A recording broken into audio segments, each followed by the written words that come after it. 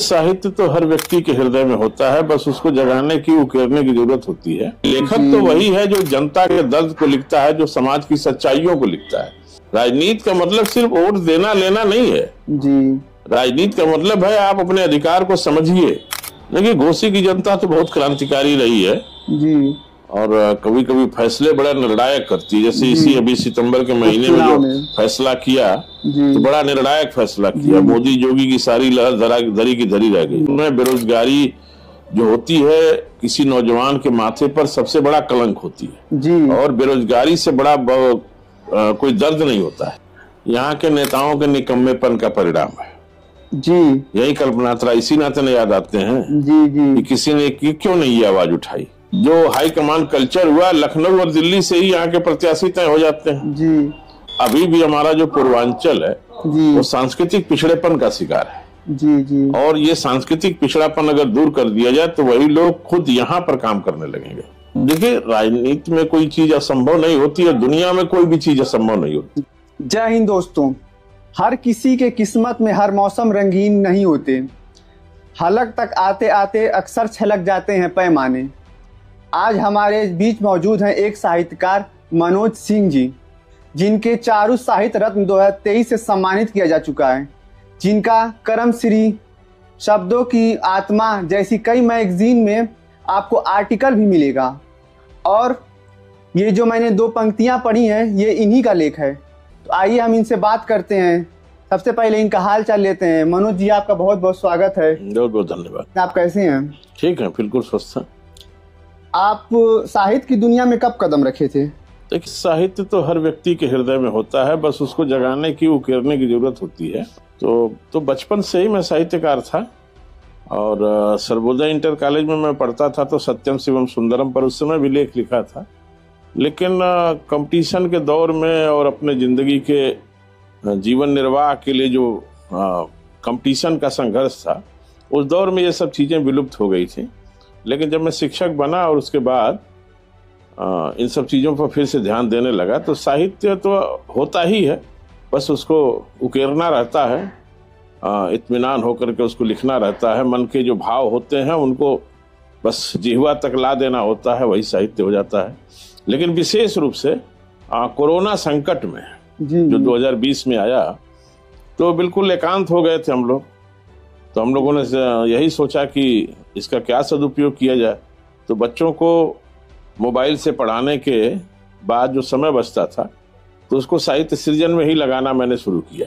तो तब से मैं औपचारिक रूप से साहित्यिक शुरुआत मेरी वहीं से होती है, कोरोना संकट से। अच्छा, जीवन में लोगों को साहित्य का क्या महत्व है अगर देखा जाए तो? ये जीवन, साहित्य और जीवन का संबंध ही है जी। साहित्य एक रोशनी है। साहित्य जो है जीवन की राह में राह दिखाने वाला एक दीपक है।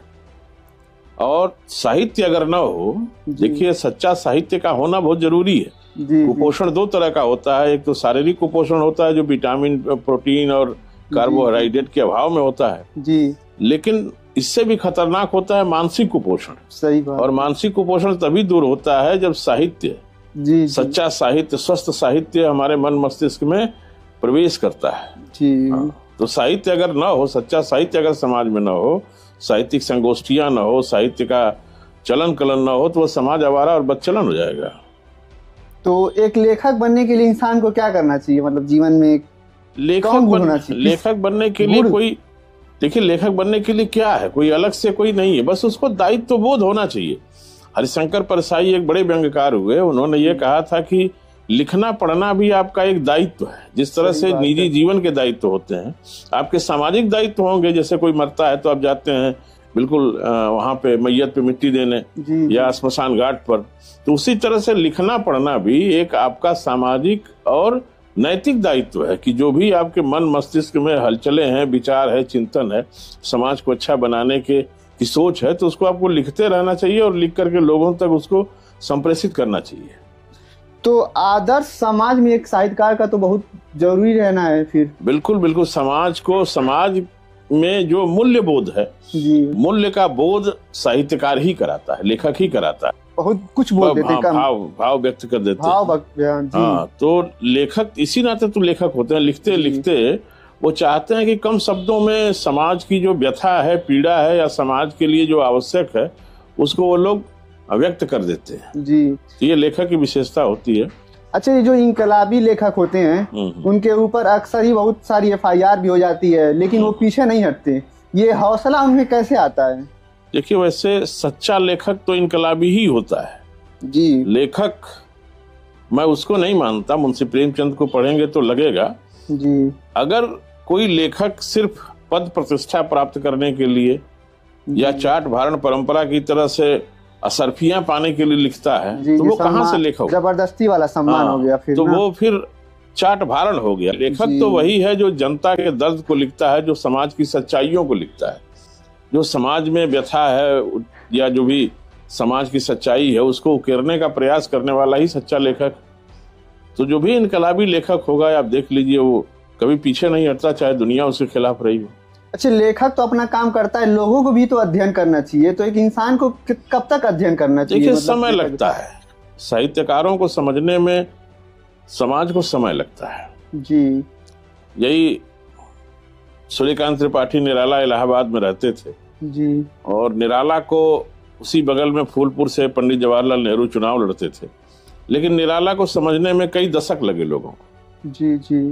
तो चूंकि इनके अंदर दूरदर्शिता होती है और समाज का जो बौद्धिक स्तर होता है उस स्तर पे नहीं होता है, लोग समझ नहीं पाते हैं, लेकिन जब समझते हैं तो उसका अनुसरण करते हैं। कबीर को समझने में समय लगा, बिल्कुल लगा। कापरनिकस को समझने में समाज को, यूरोप को 100 साल लगे, बताइए। सुकरात को समझने में सदियां गुजर गई। अच्छा, भोजपुरी में जो संगीत है उसमें गंदगी कहाँ से आ गई? आपने सुना होगा भोजपुरी में ही ये बात नहीं आई है जी। 1990 के बाद जब से बाजारवाद, उदारीकरण आया है जी, तो बाजारवाद का प्रभाव बढ़ा है और उस समय सस्ती लोकप्रियता और बाजार में हर चीज को कमोडिटी के रूप में प्रस्तुत करना, तो साहित्य भी वहां पर एक बिकने वाला माल हो गया जी। और भोजपुरी के लोग भी उसी में शामिल हो गए। तो केवल भोजपुरी पर ही इसका असर नहीं पड़ा है, ये हिंदी साहित्य की सिनेमा जगत के पिक्चरों में भी देखेंगे, फिल्मों में भी देखेंगे। वेब सीरीज को क्या कहेंगे आप जी जी। वेब सीरीज में देखिए कितनी बोल्ड सीनें आ रही हैं जो हम आप अपने बच्चों के साथ नहीं देख सकते। तो ये चारों तरफ हुआ है, हर जगह जो है ये बाजारवाद के आने के बाद मनुष्य खुद एक मशीन बन गया है, बाजारवाद की वस्तु बन गया है। अच्छा, जो यूपीएससी के जो छात्र होते हैं उनकी एक शिकायत होती है कि हिंदी अखबार में हमें वो लेख नहीं मिलते जो अंग्रेजी अखबारों में मिलते हैं उन्हें, तो वो हिंदी को छोड़ के कहीं ना कहीं जा रहे हैं अंग्रेजी में। और आप देख भी लीजिए कि बहुत ग्राफ गिर गया, हिंदी के बच्चे जो हैं वो यूपीएससी में उनका ग्राफ बहुत गिर गया इस वजह से। नहीं, ये तो दिमाग की बातें हैं। देखिए, हिंदी में भी बहुत अच्छी अच्छी पत्रिकाएं हैं, अब वो पढ़ने की जरूरत है, क्योंकि इंग्लिश के साथ और अंग्रेजी को लेकर के, क्योंकि जो दक्षिण भारत के लोग हैं, जो दक्षिण भारत के लोग अभी भी संघ लोक सेवा आयोग के विभिन्न पदों पर काबिज हैं, तो उत्तर भारत खास करके हिंदी को जो है, हिंदी के प्रति जो सोच है वो अभी भी जो एलीट क्लास में ये है कि हिंदी पिछड़ों की भाषा है जी जी। जबकि हिंदी में एक से एक पत्रिकाएं भी निकल रही हैं और एक से एक किताबें हैं, ऐसा नहीं है कि हिंदी में नहीं है। और लेकिन हिंदी को वरीयता देने की जरूरत है, वरीयता दी नहीं जा रही है, दी नहीं जा रही है। नहीं तो हिंदी में एक से एक किताबें हैं, बहुत अच्छी अच्छी किताबें निकलती थी। जो बच्चे पढ़ते हैं इधर तो अपनी फील्ड में उनको जाना पड़ता है, कहीं मुंबई जाते हैं, कहीं विदेश जाना पड़ता है उन्हें। वो जिस पढ़ाई, जो जिस चीज की पढ़ाई, चाहे वो कला में हो पढ़े हो या फिर नहीं, देखिए कैसा है ना कि कार्य की संस्कृति होनी चाहिए जी। हमारे तो बहुत सारे ऐसे जो छात्र हैं हमारे देश के, जो IIT, सबसे ज्यादा IITians देश पैदा करता है, लेकिन मैक्सिमम IITians चले जाते हैं बहुराष्ट्रीय कंपनियों में। नहीं, इधर के जो छात्र हैं, मतलब हम देख लिए मऊ जिला हुआ, तो ये जो पिछड़ा हुआ जिला है, यही सब वजह है ना। क्या है, देखिए उनको क्या है ना कि एक माहौल चाहिए। हाँ, तो वही माहौल, एक जो वातावरण क्रिएट हो पाता है, इसलिए नहीं क्रिएट हो पाता है कि यहाँ पर जो माहौल है अभी भी कास्टिज्म, कम्युनलिज्म या छोटे मोटे झगड़े, इस तरह के जो एटमॉस्फेयर हैं, इस वजह से वो लोग छोड़ करके कहीं अपना सुकून से, चूंकि वो काम करना चाहते हैं, तो वो चीजें यहाँ पर मिलती नहीं है और इस नाते वो लोग चले जाते हैं। अच्छा, यहाँ पे देखा जाए तो देखिए यहाँ पर आएंगे लोग, रुकेंगे लोग, क्योंकि यहीं पर ठहर करके अभी भी हमारा जो पूर्वांचल है जी वो सांस्कृतिक पिछड़ेपन का शिकार है। जी जी और ये सांस्कृतिक पिछड़ापन अगर दूर कर दिया जाए तो वही लोग खुद यहाँ पर काम करने लगेंगे। अच्छा, हाल ही में एक एग्जाम हुआ था यूपी पुलिस का, तो वो रद्द कर दिया गया। आप पिछला उठा के देखेंगे 4-5 साल से, तो हर साल कोई ना कोई पेपर वो रद्द ही हो जाता है, क्योंकि उसमें नकल पकड़ी जाती है, कहीं कुछ हो जाता है। तो ये कब तक चलेगा? ये देखिए, तो सरकारी मशीनरी पर निर्भर है और सरकार को इस पर ध्यान देना चाहिए। ये किसी तरह से छात्र, इसमें बेरोजगारी जो होती है किसी नौजवान के माथे पर सबसे बड़ा कलंक होती है जी। और बेरोजगारी से बड़ा कोई दर्द नहीं होता है। बिल्कुल एक नौजवान से पूछिए उसकी हालत क्या होती है और उस नौकरी को मदद से कि नौकरी को पाने के लिए कितनी जद्दोजहद करता है, इसके बाद परीक्षा की तैयारी करता है और जब पेपर लीक हो जाता है तो उसके ऊपर क्या गुजरती होगी। आप देखिए सड़कों पर किस तरह से कहाँ कैसे कैसे दूर दराज के क्षेत्रों में सेंटर आता है, लड़के कितनी मेहनत करके जो है जाते हैं सेंटर में परीक्षा देते हैं। तो ये जो सरकार को ये सोचना चाहिए कि ये कौन से जो साल्वर हैं या कौन से जो है पेपर लीक करने वाले लोग हैं, उनको चिन्हित करना चाहिए और कड़ी से कड़ी कार्रवाई करनी चाहिए और इस पर सख्त सजा देनी चाहिए। क्योंकि 2-4 लोगों की वजह से, और ये खास करके बड़े बड़े जो कोचिंग सेंटर्स हैं जी यही वो करते हैं। जो तमाम परीक्षाओं के लिए कोचिंग कराने वाले लोग हैं वो लोग ही इसमें इन्वॉल्व रहते हैं और वो अपने कमाने के चक्कर में या अपने यहाँ कोचिंग में पढ़ रहे लोगों को अधिक से अधिक परीक्षार्थी के रूप में पास कराने के चक्कर में ये लोग कोचिंग वाले ज्यादा इन्वॉल्व हैं इसमें और इस पर सख्त कार्रवाई करनी चाहिए।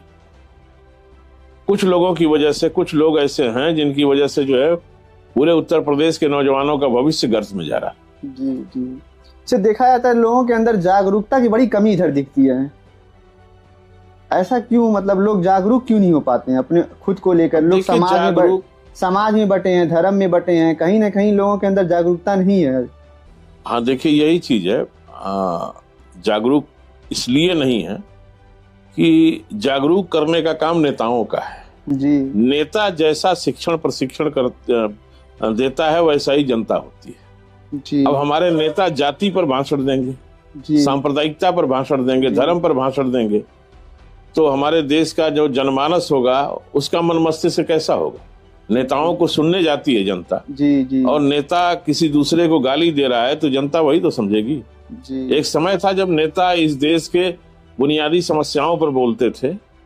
नेहरू जी जैसे लोग, इसका मैं उदाहरण देता हूँ, नेहरू जी फूलपुर में एक बार भाषण दे रहे थे, वो गुट निरपेक्षता पर भाषण दे रहे थे, विश्व के उस पर जी। तो किसी नेता ने कहा कि अरे यहाँ की जनता अभी उतनी पढ़ी लिखी नहीं है, जो चीज आप बोल रहे हैं वो नहीं समझ सकती। तो नेहरू जी ने एक चीज कही थी कि नेता का काम सिर्फ वोट लेना देना नहीं है जी। नेता का काम है कि इस देश और दुनिया की समस्याओं और दुनिया की वास्तविकताओं से अपने देश की जनता को जागरूक करे जी। तो ये नेता का दायित्व बनता है कि उस अपने समाज के लोगों को जागरूक करे, निरंतर जागरूक करे। सेकुलरिज्म के नाम पर यहाँ पे अभी क्या चल रहा है? देखिए, सेकुलरिज्म यूनिवर्सल फंडा है जी और इसको समझना चाहिए। इसका धर्म से कोई लेना देना नहीं है। ये दुनिया का इतिहास ये बताता है कि जहां भी सेकुलर सोसाइटी है, धर्मनिरपेक्षता रही है, वो देश आगे बढ़ा है। यूरोप का ही देख लीजिए, पूरा यूरोप कोई आसमान से टपकी हुई विचारधारा नहीं है। ये जी। धर्मनिरपेक्षता कोई आसमान से टपकी हुई विचारधारा नहीं है। ये जीवन के संघर्षों के दौरान ही उपजी हुई विचारधारा है जी। यूरोप में जब धर्मांधता अपने पराकाष्ठा पर पहुंचने लगी, धर्मांधता जब ऊपर पहुंचने लगी, जी। अंधी आस्थाएं सिर चढ़ करके बोलने लगी, तो पूरा यूरोप अंधकार में डूबा रहा। लेकिन धर्म में आई कुरीतियों के खिलाफ लोग लड़े और धर्म और राजनीति का रिश्ता अलग हुआ कि धर्म का काम अलग है, राजनीति का काम अलग है। और तब से यूरोप देखिए विज्ञान के क्षेत्र में क्रांति किया, औद्योगिकीकरण हुआ, दुनिया में उसका नाम हुआ। देखिए पूरा यूरोप की शक्तियां महाशक्तियां बनी। अच्छा, देखिए जब इलेक्शन आता है तो लोग धर्म में, जाति में, हर चीज में बढ़ते चले जाते हैं। इस चीज को कैसे खत्म किया जा सकता है? इसको इस तरह से खत्म किया जा सकता है। बड़ा आसान सी चीज होती है। चुनाव में धर्म और जाति का हवाला देकर चुनाव जीतना बड़ा आसान काम होता है और सारी चीजें इसमें छिपा ली जाती हैं। और इसका निदान यही है कि जो बुनियादी सवाल है, जो आज का नौजवान है, जो कंप्यूटर देख रहा है, ग्लोबलाइज है, पूरी दुनिया की घटनाओं को देख रहा है, उस नौजवान को जागरूक करने की जरूरत है कि आज जो देश की या किसी भी समाज की जो बुनियादी समस्याएं, उसको बुनियादी एजुकेशन चाहिए, हेल्थ केयर सिस्टम चाहिए सस्ते दर पर, आम आदमी की पहुंच के अंदर बेहतर शिक्षा होनी चाहिए, परिवहन के साधन होने चाहिए, ऊर्जा के संसाधन होने चाहिए। तो इन सब चीजों पर जगा करके ही लोगों को इन सब जो हवाई मुद्दे हैं, जो कहीं किसी हमारी जिंदगी हमारे में निर्णायक नहीं होते हैं, इनको दूर किया जा सकता है। तो ये जो भ्रम फैलाते हैं, इनको कैसे हटाया जाए? अब बिल्कुल यही जागरूकता लाके नौजवान ही हटाएगा जी। जो नौजवान आज पढ़ रहा है, गणित पढ़ रहा है, विज्ञान पढ़ रहा है, साइंस पढ़ रहा है जी। उसको ये सोचना होगा आज नहीं कल जी। और कि ये जो बुनियादी समस्याएं हैं जो देश की समाज की, एक नौजवान को क्या चाहिए, उसको तो साहित्यकार को भी तो फिर पढ़ना चाहिए अपने। हाँ बिल्कुल पढ़ना चाहिए, साहित्यकारों को पढ़ना लोगों ने बंद कर दिया। हाँ बिल्कुल, साहित्यकारों को लोगों ने पढ़ना बंद कर दिया और कुछ साहित्यकार तो सिर्फ सरकार की चाटुकारिता में लग गए जी, चरण वंदना में लग गए, नौजवानों को जो सच्चाई है उससे महरूम रखने लगे। अच्छा, घोसी के एक सांसद थे स्वर्गीय कल्पनाथ राय जी, क्या वैसा दोबारा यहाँ पे सांसद कोई बन पाएगा? देखिए, राजनीति में कोई चीज असंभव नहीं होती है, दुनिया में कोई भी चीज असंभव नहीं होती जी। ऐसा तो है नहीं कि हर दौर में अच्छे लोग पैदा हुए हैं और ये कोई ऐसी चीज नहीं है कि नहीं हो सकते। क्यों नहीं हो सकते? बिल्कुल भाई, न्यूटन पैदा हुआ, आइंस्टीन पैदा हुए, दुनिया समस्या में आई, कोपरनिकस पैदा हुए, इसी देश में बिरबल साहनी पैदा हुए। तो ऐसा थोड़े है कि घोसी की माटी में जब एक परंपरा थी पूरी, अलगू राय शास्त्री जो स्वाधीनता संग्राम सेनानी थे, नेताजी सुभाष चंद्र बोस के मित्र थे, संविधान सभा के सदस्य थे, तो इस धरती पर हुए पैदा हुए। जय बहादुर सिंह पैदा हुए, झारखंडे राय जी हुए, उसी परंपरा में कल्पनाथ राय जी जो विकास की इबारत लिखने वाले पैदा हुए।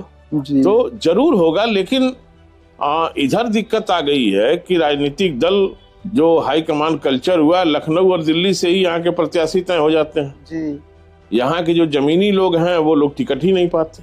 तो जनता का भी तो ये दायित्व बनता है कि वो अपना लोकल कैंडिडेट को ही वोट देना, इस पर भी ध्यान देना। डायरेक्ट मुख्यमंत्री और प्रधानमंत्री को बनाने लगते हैं। ये घोसी में इस समय ये चल भी रहा है और लगातार इधर कल्पनाथ राय जी के बाद जिस तरह से पार्टियां किसी को भी प्रत्याशी बना करके भेज दे रही हैं, जनता पर थोपने का काम कर रही हैं, तो जनता को अब सोचना पड़ेगा जी कि ठीक है, हम इसको इनकार भी नहीं करते, किसी भी व्यक्ति को हक है लड़ने का देश की पूरी 543 लोकसभा में, लेकिन वो अगर वो जीते तो कम से कम हमारे प्रति संवेदनशील हो। असंवेदनशील लोगों को जिता करके अब ये जनता महसूस कर रही है कि अब ये ठीक नहीं है और ये इस क्रांतिकारी धरती का कोई क्रांतिकारी नेता रहेगा तभी हमारा कल्याण हो सकता है।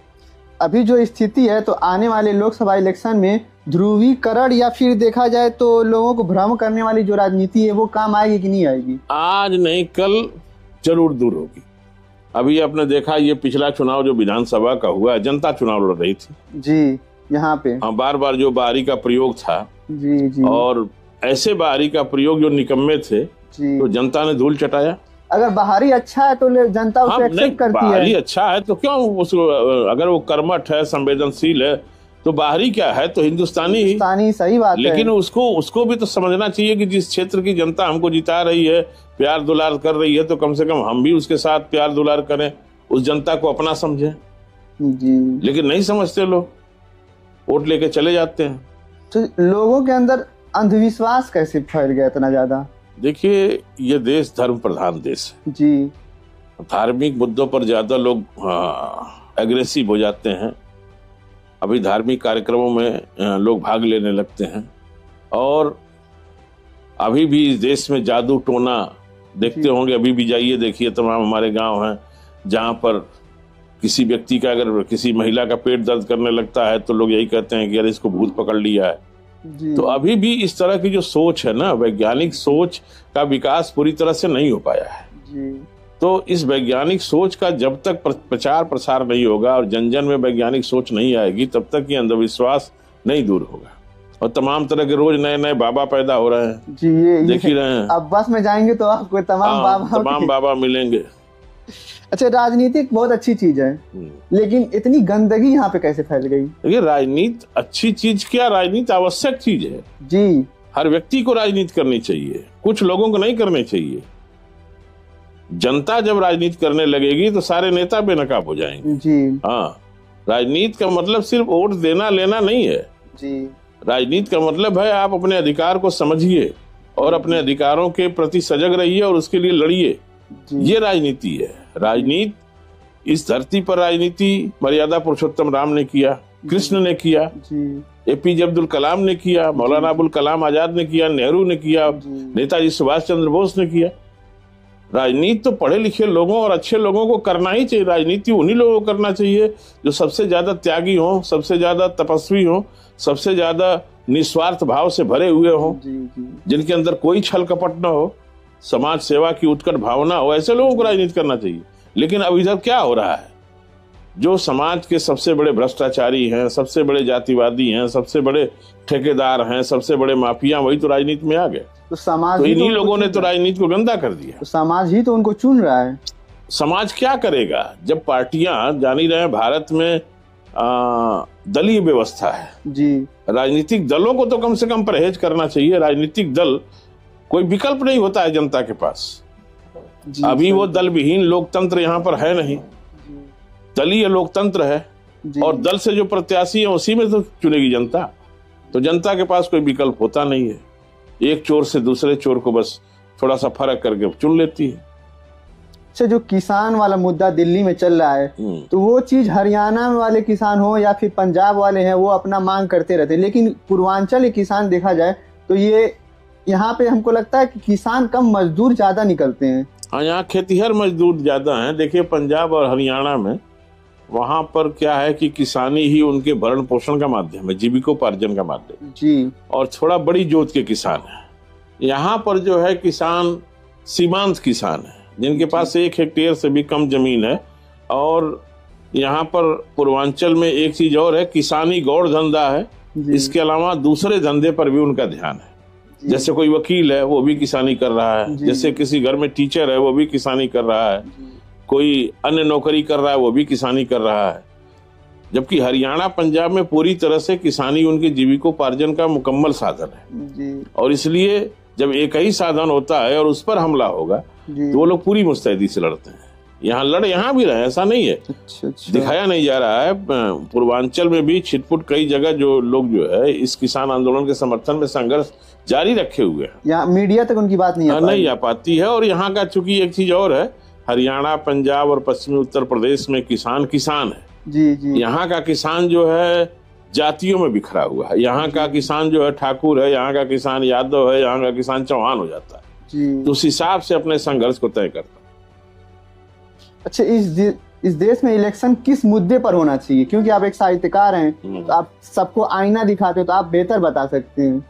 देखिए, होना क्या चाहिए, बुनियादी मुद्दों पर होना चाहिए। देश की जो बुनियादी समस्याएं हैं, सबसे पहले नारा लगता था, निर्धन हो या हो धनवान, सबको शिक्षा एक समान जी।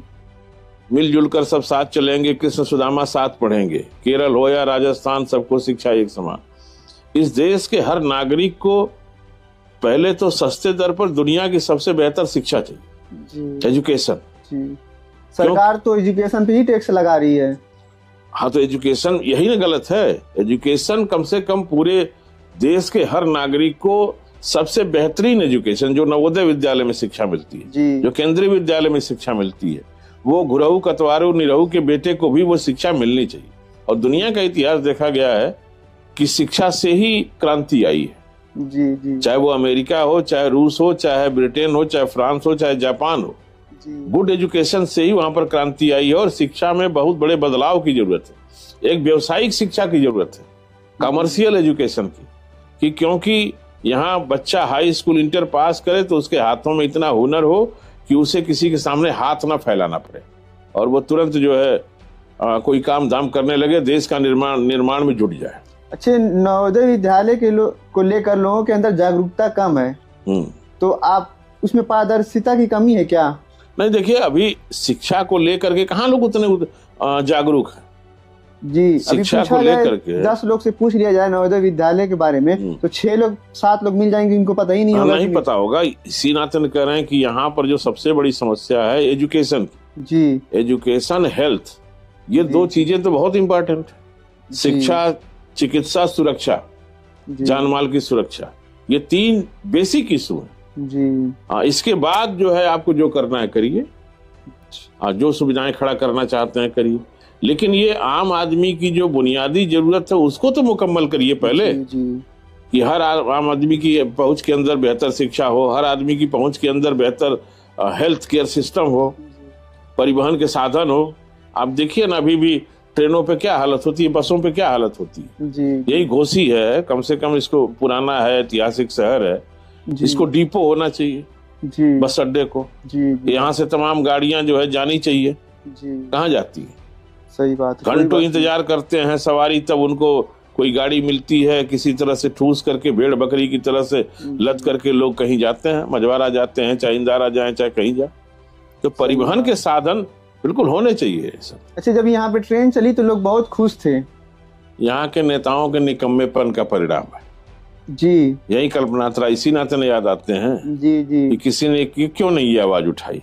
बिल्कुल, आज जाकर के वो शुरू हुई जी। यहाँ पहले ट्रेन चलती थी जी, तो उसका और विकास होना चाहिए था, तो बिल्कुल बंद हो गया था जी जी। यहाँ से कम जो है पूरे देश के लिए, मुंबई के लिए ट्रेनें चलनी चाहिए थी जी, इसी रास्ते से होकर के गुजरे जी, तो सब बंद हो गया था। लेकिन उस निराशा के दौर में भी चूंकि चलने लगी जी, तो लोगों को लगा कि नहीं चलिए, खुशी की बात कुछ है। हाँ। अच्छा, ये बुलडोजर की व्यवस्था जो है, बुलडोजर से न्याय दिया जा रहा है, क्या ये सही है? नहीं, बिल्कुल नहीं सही है। बुलडोजर कोई रास्ता नहीं है जी। किसी भी देश की या किसी भी समाज की समस्या का रास्ता बुलडोजर नहीं है जी जी। अच्छा, ये इंडिया गठबंधन जो है ये सफल हो पाएगा कि नहीं हो पाएगा? देखिए, अब ये तो जनता के ऊपर है जी, लेकिन ये एक प्रयास है। इंडिया गठबंधन अगर बनाया गया है तो अगर एक मजबूत सरकार है तो एक मजबूत विपक्ष भी होना चाहिए जी, क्योंकि दोनों के रहने से ही जनता की भलाई होती है जी। जनता के पक्ष में बेहतर फैसले तभी होते हैं जी, जब दोनों मजबूत हो। अगर केवल सरकार एक तरफा है, विपक्ष मजबूत नहीं है, तो सरकार तानाशाह हो जाती है। बिल्कुल हो जाती है। तो विपक्ष का मजबूत रहना दुनिया के लोकतंत्र के इतिहास में बहुत जरूरी है। तो अभी जो सरकार चल रही है, इसका लोकतंत्र के लिए कैसा है? देखिए भाई, लोकतंत्र की वजह से ही तो जीते हैं जी, लेकिन सरकार को जिस तरह से काम करना चाहिए उस तरह से काम नहीं कर रही जी। सरकार को बुनियादी मुद्दों पर ध्यान देना चाहिए। किसानों से इस सरकार ने वादा किया था कि हम आपको एमएसपी देंगे, लेकिन नहीं दिया। आज उसी की तो मांग उठा रहे हैं। उसकी मांग किसान कर रहे हैं। किसान, नौजवानों को रोजगार देने की बात इस सरकार ने किया था कि हर साल 2 करोड़ रोजगार देंगे, लेकिन सरकार बनते ही लोगों ने रोजगार की परिभाषा ही बदल दिया जी। कि 50,000 का लोन लीजिए, वो उसको भी रोजगार मानने लगी। वो तो ठेले वाले स्वरोजगार को इन्होंने रोजगार में कन्वर्ट कर जी, नाम बदल दिया। अच्छा, घोसी लोकसभा में जनता जो वोट करती किस आधार पे करती है? देखिए, घोसी की जनता तो बहुत क्रांतिकारी रही है जी, और कभी कभी फैसले बड़ा निर्णायक करती है। जैसे इसी अभी सितंबर के महीने में जो फैसला किया तो बड़ा निर्णायक फैसला किया। मोदी जोगी की सारी लहर धरी की धरी रह गई, क्योंकि जो घोसी का लहर तो 19 में भी तोड़ दिए थे यहाँ के लोग। हाँ, 19 में भी तोड़ दिया था। 19 में भी तोड़ दिया था जो पूरी लहर थी। उसके बाद भी यहाँ की जनता ने निर्णायक फैसला दिया। और लेकिन इधर क्योंकि जाति और धर्म का प्रभाव कुछ ज्यादा ही दिखने लगा है। पूरा देश प्रभावित है तो ये भी प्रभावित है। पूर्वांचल के जो जिले, आजमगढ़ हुआ, मऊ हुआ, गाजीपुर, ये सब इतने पिछड़े क्यों हैं? उसका कारण ये कि उपेक्षा होती रही। पूर्वांचल के जो जिले हैं, पूर्वांचल एक समय अपनी शान शौकत के लिए जाता था, साहित्यिक विभूतियों के लिए जाना जाता था। देखिए, एक से एक साहित्यकार थे। राहुल सांकृत्यायन थे, अयोध्या सिंह उपाध्याय हरियोत थे, कैफी आजमी साहब थे, जिनका गीत राष्ट्रीय स्तर पर चर्चित हुआ। पूरा देश आज भी गाता है उस गीत को। राही मासूम रजा थे, महाभारत के पटकथा के लेखक, जी जी इतने बड़े। वीर अब्दुल हमीद इसी माटी के, ब्रिगेडियर उस्मान इसी मऊ की माटी के।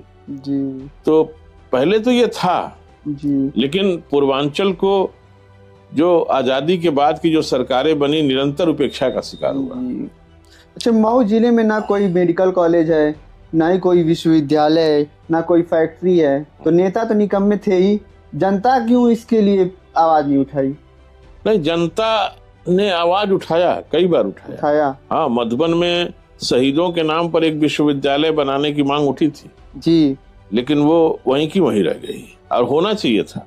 मधुबन की जो शहादत है जी भारत के इतिहास में बहुत बड़ी शहादत है। 1942 में जी जो मधुबन के लोगों ने शहादत दिया था, और वो शहीदों का जो धरती कही जाती है, शहीदों ने जो त्याग किया, सीने पर गोली खाई, उन शहीदों, हाँ मधुबन, जी एक बड़ा इतिहास है उसका।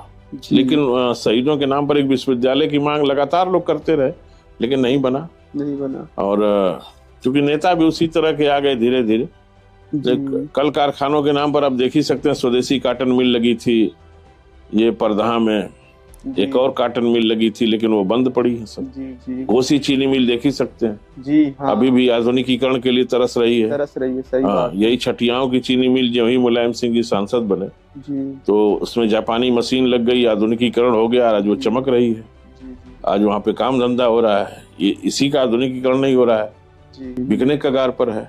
अगर हो जाती, बढ़िया हो जाती, तो बहुत सारे लोगों को रोजी रोजगार मिल जाता। सही बात। हाँ, बहुत अच्छा लगा आपसे बात करके, आपने समय दिया, इसका बहुत बहुत शुक्रिया आपका।